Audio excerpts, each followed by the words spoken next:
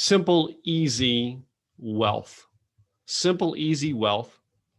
And if I can only get my cursor thing to work. Simple, easy wealth. I actually put a definition up to it. Best defined as the ability to not live in want and have enough to give. Not live in want. To me, that's perfect wealth, all right? Not having, a Ferrari or a Lamborghini or a fancy house. No, to know that when I get up in the morning, all right, I'm going to have food to eat. I've got a roof over my head, all right, and I'm not worried about losing it. All right. Doesn't mean you own it. Just means you're not worried. You have a system set up to where you don't lose it. Right now in our current world, number one is I believe that we all need to become wealthy. This is needed now more than ever. It is time to build it so that you really do not need to rely on others. The pandemic has shown this to me over and over again. We need to learn to build something that we can rely on ourselves, not our world, not our charity systems, not our governments, all right, not our world leaders or anything like that. We need to learn to become wealthy ourselves so that we can depend on ourselves and take care of ourselves without needing others. If systems broke down again, can you take care of yourself? Systems broke down and I was able to take care of ourselves. We were able to take care of our family here and keep things going. That is what I consider wealthy. One of the things that to put yourself in wealth is, and something my coach went through with me when I started this current version of my business, he had me go through and do a worst case scenario. If you go into the worst case scenario of your world, all right, if it got down to the worst of that worsts, I mean, just draw it out and put yourself in the worst of the worst. Can you survive? Can you go through it? For us, the worst case scenario was we were building this condo out. It was twice the size of our old condo, and we were remodeling the way we wanted. By the time we got it done, it was going to be, we were going to have more money in the house than it was really worth. And you can't always predict the market. And at the time, I had another rental unit vacate that had to be renovated. The house that I was living in, once I moved out into this one, all right, I had to renovate that so I could rent it. And I was stepping out on a way, and I was, for the first time in my life, taking out a mortgage on a personal residence that I lived in. I had never had a mortgage on a residence I lived in. I had mortgages against rental properties, but never against the one I lived in. I always paid for it and owned it outright. This is the first. And at the time, I was starting blogging VideoCon. All right, I was getting ready to expand, all right, and go on a bigger basis than what I had been. The worst case scenario was, I sit and drew it out, is if my wife lost her income, I couldn't get coaching clients, all right. I couldn't get renters, all right. If my renters started to go, what could I do? I could rent out the current place that I live in, the largest piece of property we own, and I could rent out the next largest one, the one we used to live in, and then we can live in the cheap one that we own outright. 100% own that one outright now. We can go live in that one. Not the greatest place in the world, but we could live there. And actually we could live there basically rent free, because the rent from the two of these would pay off not only the mortgages on these two units that we have, they would also pay for the HOA and our utilities at the other place. So we basically could live rent free and go off and build again. Worst case scenario. Write down your worst case scenario as what it is, all right? Because you need to actually become self-sustaining in this world. Right now, more than ever, the pandemic has proven that to us. Number two, to become successful, take things one step at a time. You've heard me say this, I don't know, a dozen times this morning. One step at a time. So often, all right, we want to become wealthy, and we actually try to see if we can't do the shortcuts and then how do we get to the top floor faster? And that seems to be our goals. We want to, cut things, and probably the most misquoted, now I'm a Christian, the most misquoted Bible verse of all times is something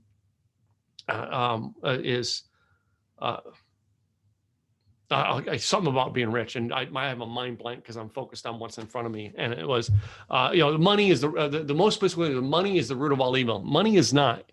It is the love of money that is the root of all evil. All right. So often we want more and we become so entrenched in trying to get more that we lose our focus on what we're trying to actually do in our world and be successful. We become greedy, all right? We take shortcuts. We end up in jail because we've maybe stolen, cheated, all right, or hurt someone. The idea behind it is take it one step at a time, build real wealth to where you don't have to worry. Not that you don't have bills, but you don't have to worry about those bills. Worry about where your next meal is coming from. Number 3, stop waiting or looking for elevators to become successful. The best advice I ever got in my life was there ain't no free lunch. Stop trying to go with this idea like, well, how can I get the elevator to success and get there faster? I like Zig used to always say, there's no elevator to success. You have to take the stairs. When it comes to what you're doing and what you're trying to do, try not to build it. Everybody wants to build on a fast scale. What you need to do is put out the plan to build it step by step and look for ways to, yes, shorten the steps along the way, but don't look for, hey, how can I cheat the system? Those people who actually go out and try to cheat the system one time after another, after another, after another, are the ones that are always broke and the ones who later in life come back and go, well, that don't work. Yeah, I tried that. It doesn't work. No, you tried to cheat the system, and cheating the system never works long term. You want to be wealthy. You want to build something simple, easy that actually works online and build your business. You want to build it the right way, one step at a time with a success plan that is always moving you up, not an elevator ride that shoots you up and if the elevator cable breaks, can drop you right back down. Remember that. Number 4, start where you are. Can we just be real with ourselves? Be real with your coach. Be real with those people who are trying to help you. I've had people, now I hate to say this, I've had people in my mastermind that basically, followed their way out. All right. They didn't, they didn't stick around more than a year, maybe a year and a half, 2 years at most in our mastermind because of the fact that they weren't real with themselves when they actually got started. I had a person in our mastermind one time who just to brag about how, they had all of these big 6-figure clients and how they were doing so well. All right. And they couldn't put gas in their car. I had a gentleman one time who was on my original podcast when I first started on Blog Talk Radio. He's on his podcast. I don't even know what country he was from, bragging about his success system and how he can help you be successful. And it was a 1-hour call, and 42 minutes into the call dropped from him. And I got a message from him on Facebook that said, my calling card ran out and I don't have money to buy another one. I'm like, you were just spent 45 minutes bragging to my audience about how your system works and how rich you are. And you can't afford to buy a calling card to call a program to market your programs. You're not rich. You're a false prophet teaching things you don't know, all right, to people out there who are eventually going to, being misled, are going to fall for your tactics, all right, and then hate you in the long run. Currently, this past week, being real, this past week, someone reached out to me trying to sell me on how to be as successful as them. And they had no idea who they're reaching out to, all right? They're talking about how to be rich and how to do all this stuff and blah, blah, blah. And they laid out all these things that they can help me do. And when I simply wrote back, hey, that's great, man. You guys are doing good, all right? For your first 2 years in business, that's good. Keep going, man. And they wrote back and went, wait. You don't want our help to be this? And I'm like, I wrote back and I said, I kind of passed that like 15 years ago. Oh, they're selling things. They're just trying to spout off to anybody who will buy, not being real with who they are, what they can do, and what they offer. You may not be able to help somebody become a millionaire, but you can help somebody get to the step you are at. Be real.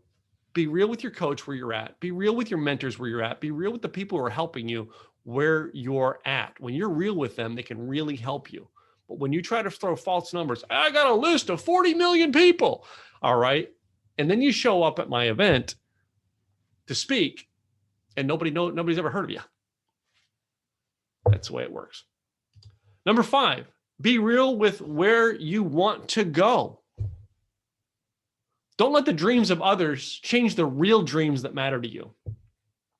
You know, I spent years in the early 90s in a multi-level network marketing company. And I still, till this day, still see network marketing people come up with this same things. They're doing it online now. All right. You see the online marketing. The guy rents a Lamborghini to stand next to it to do a video. He rents the fancy platinum, penthouse suite at the Vegas casino so that he can do the video showing out over the strip about talking about how rich he is. And you can look at the side of the building, all right, in his thing, and you can tell it's not his house, it's the casino, because the name of the casino is flashing through the background. Be real with where you want to go, all right? And don't tell people that they need to follow this dream because that's the dream. I'm going to be real with you on a dream right now. 2004 or 2003, I lost my best friend. His name was Richie. Richie actually, less than 3 weeks before he died, bought a 360 Modera Ferrari. I don't even know the name of it. That's how bad I am. He drove it 4 times. 4 times. He never took that car over, I don't think, over 40 miles an hour. He drove it in town, slow, figuring it out, trying to learn the car. 4 times. It was his dream to get that car. His dream. After he passed away, his wife, gives me the keys and she says, go take it for a ride. And I did. It was an all right ride. That's something I'm into. I'm really, it's just not me. It's cool though, but it's just not me. I got back and here's the advice she gave me about dreams. She said, you ever get the chance to get your dream and you can afford it, don't put it off. Richie could have afforded that for years and he put it off and put it off, put it off, put it off. When he finally got his dream, he passed away. So many people out there will chase other people's dreams. Now, I could have very easily got in that Ferrari, all right, and in a matter of months after that happened, within a year after that happened, I bought a fancy sports car. I owned that sports car less than 6 months because I couldn't stand it. It was just too low to the ground. Trying to get my knees in and out of the car was tough because I'm long-legged, and it just didn't work. And I got rid of it. And that was, everybody talks about, oh, that's a dream car. I had a pickup truck. That was mine for years, a pickup truck. All right. Recently, I've downgraded from my expensive, massive, big monster, not monster, because I don't have the 4x4 wheels or anything, but big diesel truck. And I went down to a small SUV that was half the price, and it was a Mercedes. But anyway, I downgraded to a Mercedes. And I got it because basically I want a comfortable ride at this point. I just wanted something comfortable to get around town. Didn't need the truck. Loved the truck, but didn't need it anymore. Right now, my dream was just to be comfortable, to not have to worry about making a payment on something, worry about it breaking down, things like that. That's my dream. For years, my dream was Harley Davidsons. All right. Owned probably close to $500,000 worth of Harley Davidsons in the past 15 years. Great. Put 1,000,000 miles on Harley Davidsons. That was my dream. Getting a Porsche or a Ferrari, really not my dream. Really not.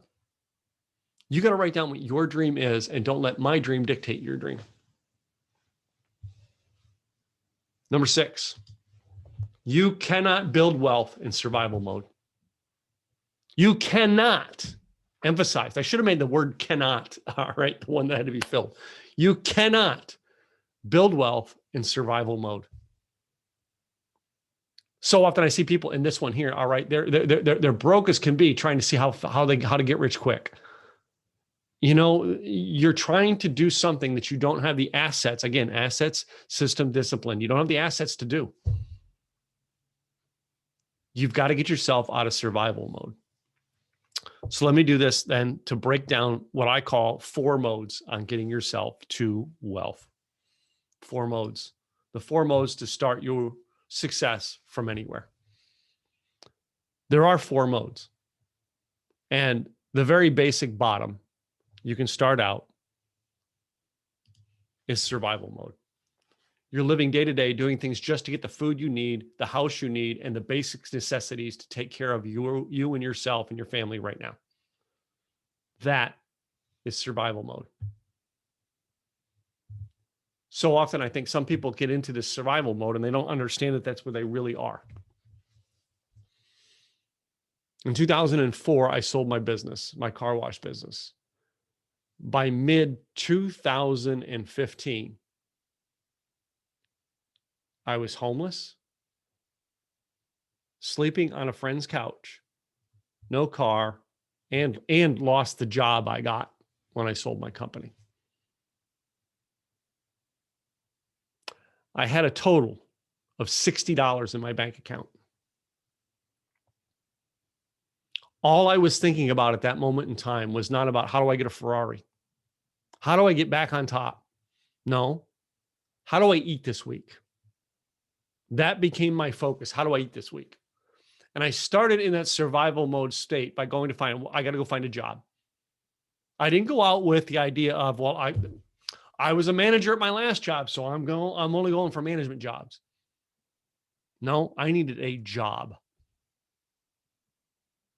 First job I got, all right, doing that was working for, I went to work for a car wash company, and I lasted 2 months there. And the reason I lasted 2 months there was because I became the number one salesman at that car wash within a matter of, a week and a half of being on the service writer sales position. Because I learned how to learn to sell and market what the product and services they had. The sad part is I became the number one salesman for that company nationwide. They had stores, Florida, they had stores in California, they had stores in, Nevada, Utah, and here in Texas and other places. And I was their number one salesman of all their stores around the country in less than 2 months working for the company. That threw up a red flag to the person who bought my company and had a do not compete clause in, and came by and said, he can't be working here because he's selling to the customers that were his. Can't have that. So I lost that job. Then I went and got another one working for Starbucks. And that was what I would end up going to do, working for Starbucks. And most people think Starbucks, great company. They got great benefits. They're great. All this, blah, blah, blah, right? I had a lot of back child support and a lot of back bills I had to pay. Child support is deducted automatically from your paycheck. And I was taking home $70 a week. Still living on a friend's couch, survival mode. I learned to actually work in survival mode to go, okay, I need to get to start building assets.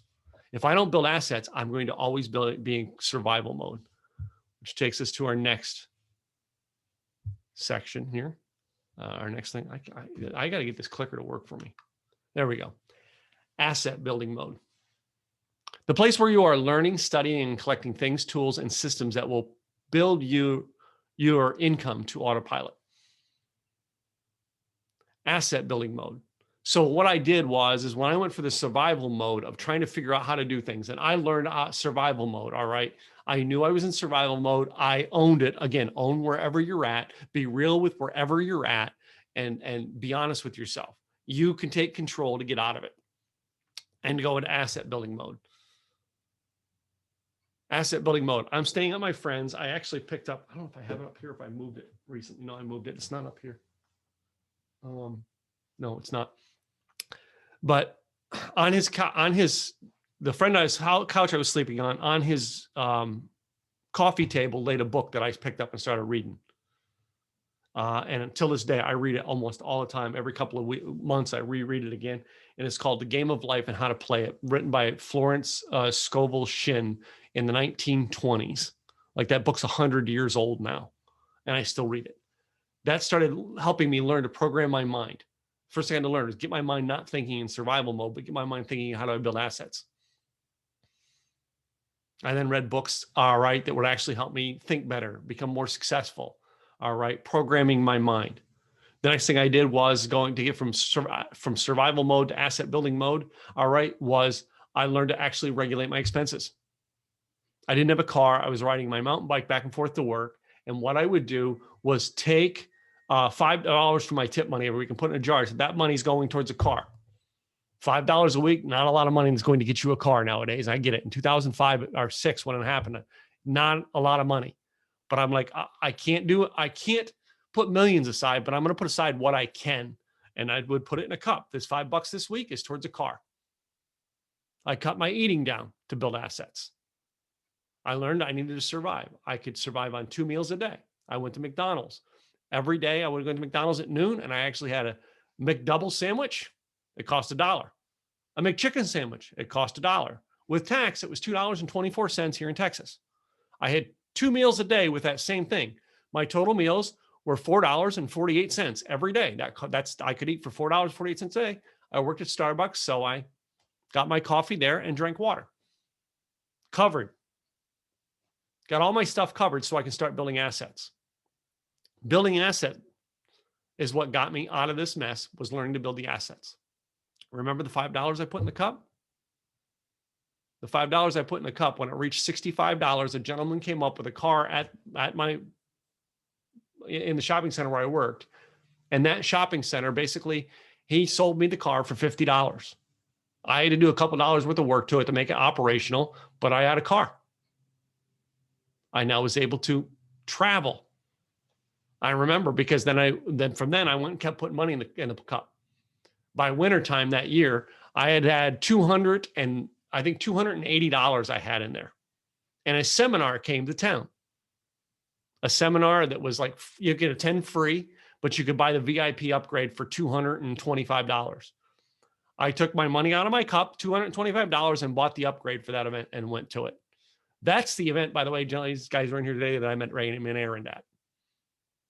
That's the event where I learned things of building assets, about how to learn things. And then once you learn, take your investments from that and learn more. Invest in coaching. Asset building mode was huge for me to learn to build the assets that will eventually build me income. In the beginning, it's not being able to buy a house so that you can actually get rental income. In the beginning, it may be buying a $10 trinket, going into your garage and fixing it up and then selling it for $25. But the problem is most people won't go that. They're like, well, I can't do that. I was a CEO once, so I can't. I'm in survival mode. I'm doing anything I can to learn how to get into asset building mode. Next one, income building mode. This is the point where you're now turning your assets into regular income. Again, build a $5 trinket, sell it for 10. I then went and learned on things that I could do, and all the wisdom I was starting to build up. Again, this was in the phase where I was like not believing that Zig said to be a speaker, but I had people coming to me for advice. And basically I was like, sure, I'll give you advice. Buy me lunch. My advice is cheap. It was a hamburger. And literally then I would go to a nice hamburger place instead of McDonald's because they were buying, right? Give me a hamburger and a Coke, and boy, I'm good. My advice, the things I learned, I was now able to turn into income. Again, now I'm still putting money away in things for income. All right. And eventually I got to the point where I had, I think, $500 in an account. I bought a stock that makes a dividend. Now it's creating income. Eventually I got to make a deal to where I was able to start a company that bought houses and renting them out. Piece by piece, as I got money from the assets, I took the money and converted it into other assets that would make money for me. Every asset I got, if I made money on the asset by buying, fixing, selling, I would try to take money and putting into asset that I could buy, use to make money without going back to work again. And that is how you go from asset building mode to income building mode. And then you go to the final one, wealth building mode. The place where you have income building and resources coming in. You have more than you need, so you start building your system that brings in money from doing work one time and getting paid over and over and over again. I learned affiliate marketing in the early days and affiliate marketing programs that would pay me residuals. So in other words, in some cases, it's pennies. Now I think we're up to, it's just, with some of the stuff that we had at one point, now it's in the thousands that we have it. But I remember the early days where it was like $119 a month I was making in residual income. And most people were like, that don't even buy you dinner out one time. No, but you reinvest that 100 into something else. And sooner or later, you're making $200 a month. And then it was 500. Then it was 1,000. Then it was 3,000. Then it was 5,000. Then it was 10,000. The point is you take the income that you're making and you put it into other things that will create income, and that will build you wealth. When we talk about online marketing, it's no different. If you're in survival mode, you do things you have to do to make money. It may not be selling a fancy product and making tons of residual money. No, you then create yourself into a system that creates income. Take the income and invest the income. One of the greatest things that I ever heard in the 1990s, I heard this, and the gentleman who said it, you know what I mean? I wasn't paying attention at the time, but he basically said this concept that he learned from a guy when he was young to live on 50% of his income. 50%. So basically what he was doing was if he made $100, he was living on $50 of it. And he took $50 of it and invested it. Next month he got paid $50. $50. Eventually the investment money grew to that was now paying you income. On average, most people, he said, started this when they were 17 or 18 years old. They would start this when they got their first job. And by 20 years of age, their friends were buying nice houses and nice cars while you were living on still a very meager wage. He says, but by 30 years of age, he was 5 and 10, most of them were 5 and 10 times better off than the people who they grew up with, because they learned to invest to build wealth and not just build riches. So let's define number 8, true wealth defined. When you have more income and resources coming in residually than you have expenses. This is something Robert Kiyosaki said many, many years ago. True wealth, you have $1 more a month coming in, residual income, ongoing income, than your expenses are to live every month. That is true wealth. That's where you get to the point where you don't have to worry about what your expenses are that month. Number 9, you can move from survival mode to wealth building mode if you follow the simple, easy formula of assets plus system plus discipline equals success. I'm going to take in the next section, all right, that I do later this afternoon, and we're going to start breaking that down. What each one of them means and what each one of them means to online marketers and people like you. And then we will discuss it at the end of the day of where you're at. Be honest with the room where you're at, or join the mastermind and be honest with me while where you're at. Anyway, that's where we are at with that one there. So let me hear this where I stop the share and stop the recording.